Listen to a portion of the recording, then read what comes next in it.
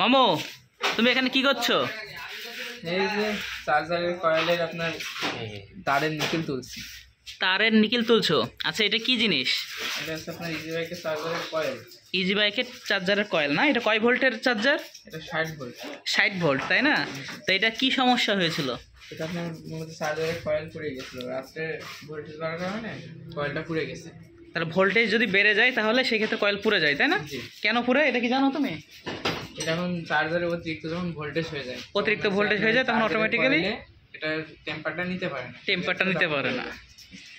তো ভিউয়ার্স দেখতে পাচ্ছেন যে এখানে ইজি বাইকের চার্জার যেটি 48 ভোল্ট না 60 ভোল্ট, এটি পুড়ে যাওয়ার কারণে নতুনভাবে আরেকটি কয়েল বাঁধা দেওয়া হয়েছে এবং সেটি স্থাপন করার জন্য নিকেল তোলা হচ্ছে, তাই না? এটা এখানে সেট করা হবে। তাহলে এনার চার্জারটা পড়েছে কতদিন আগে?